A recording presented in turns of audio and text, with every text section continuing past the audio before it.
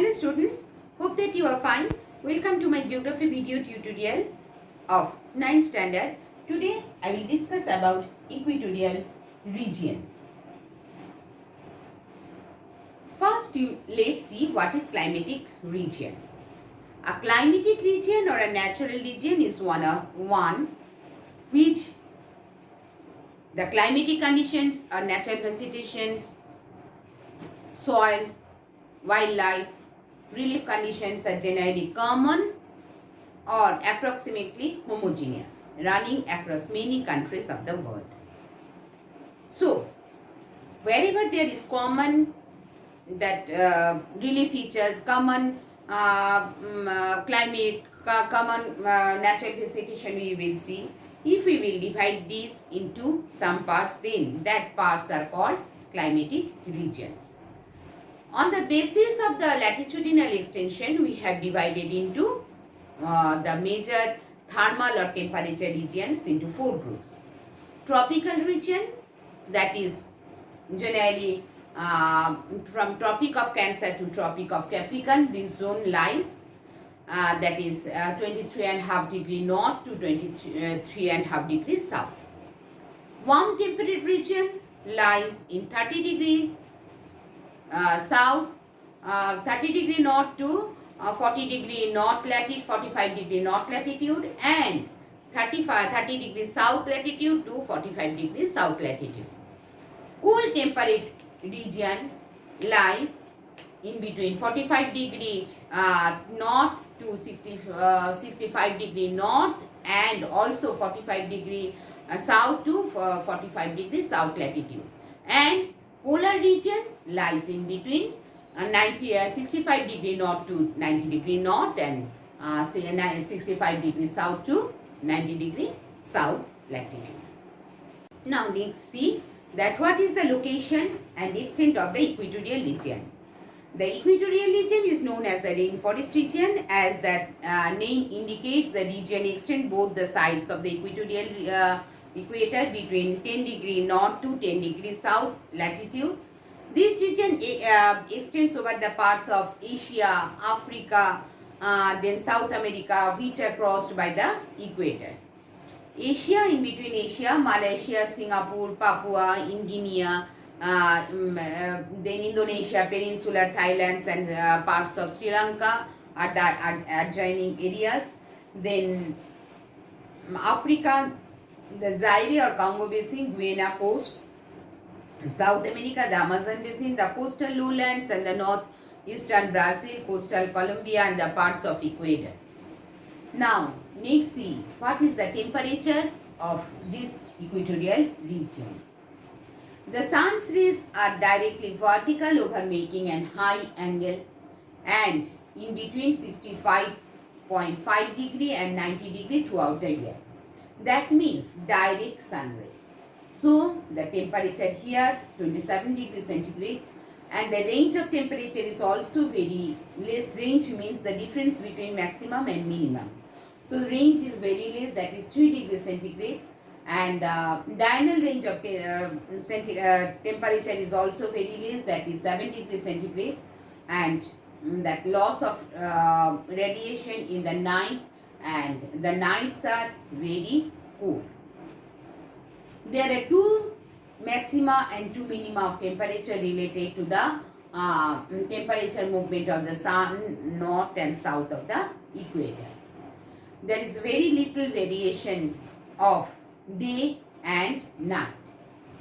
Next we will come in between the rainfall. Rainfall is characterized by heavy rainfall throughout the year.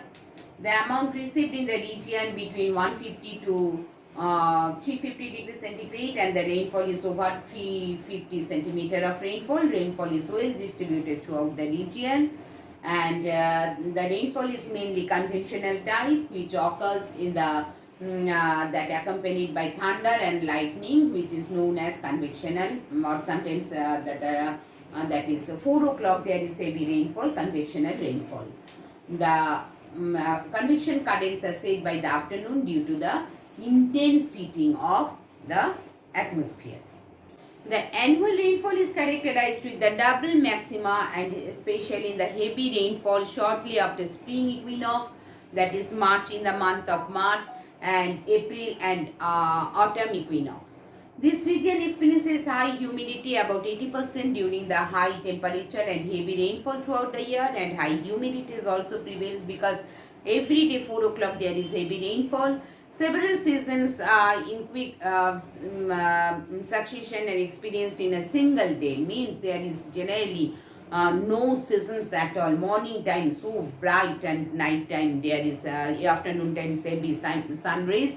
So rate of evaporation high and convection currents are found here. So by afternoon 4 o'clock every day there is rainfall. That's why there is a temperature difference is very less, and the condensation begins followed by the heavy downpour of convection rainfall. The torrential rainfall with the lightning and thunder, we have seen that is 100 to 200 thunderstorms are experienced in these years. Nights are fairly cool, high humidity makes the nights are sultry.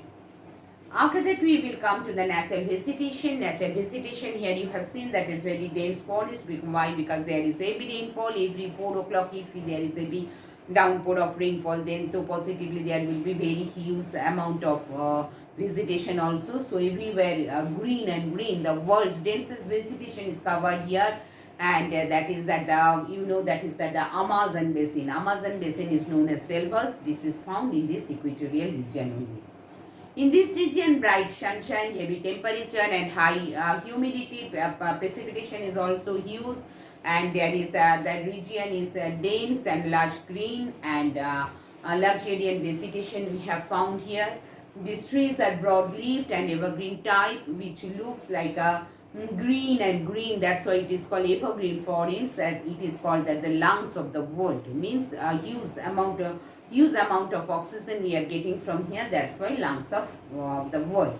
The trees are very tall, and that trees are means 40 to 50 meter height, and they grow taller and struggle for the sunlight, and sunlight makes a canopy.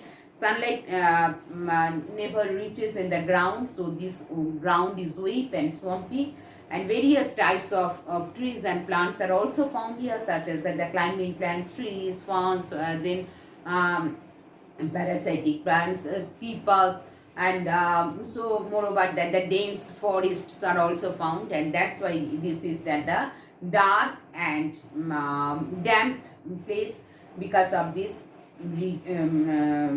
damp place. Then the floor of the forest consists of undergrowth of ferns and short bushes which do not depend upon the direct sunlight. So here important trees are mahogany, ebony, rosewood, greenheart, rubber, cinchona, etc. The dense forest have variety of animals, so this is the world's richest ecosystem is found in this region. After that we will see that what are the difficulties in exploiting the equatorial rainforest on the commercial basis. Forests are very dense, the ground is very wet and swampy, so the construction of roads are not possible here. And the dense forest have hundreds of different species of the trees, and that's why smaller area, thus the trees are not in pure stands, and there is single species. So this is very important point here. In particular, difficult to exploit a particular type of tree. Trees are hardwooded, the logs are heavy and cannot float into the water, so rivers being the main highway of the transportation cannot utilize. The forests are so dense that its exploitation become difficult, and because of impenetrability. After that we can see it is easy to have lumbering activities in coniferous forest, but here in the temperate zone, but here they are in much demand, but whatever in equatorial region we are not getting. The native people of the forest are backward, so they are not having sufficient money to invest for the exploitation of forest, and these are the main difficulties that is for exploitation of this forest. Next we will come human response. Human response means here pygmies are native in Congo Basin. They lead a nomadic life by food gathering and hunting and fishing, etc. Most of the equatorial region is sparsely populated due to the impenetrable dense forest, whatever I told you just now, hot and humid oppressive climate. And there are also Java, Singapore, some parts like Java, Singapore, parts of Indonesia, South Asia, there is highly developed where natural resources are fully utilized. Thus, these side are densely populated. Many rubber plantation is also found in Malaysia, and plantation subsistence agriculture is practiced here. So natural rubber is the latex called Hevea bacillus, is the natural Amazon equatorial region, which is known as selvas. This is in Kerala in India and Malaysia, wherever the climatic conditions favorable for the growth of rubber trees are found here. Rubber is grown in the commercial basis in Southeast Asian countries, and today Malaysia is the leading producer of natural rubber in the world. So in this way we have seen different types of human response also are found in this region. I think it will be helpful for you. Thank you everyone. Thank you.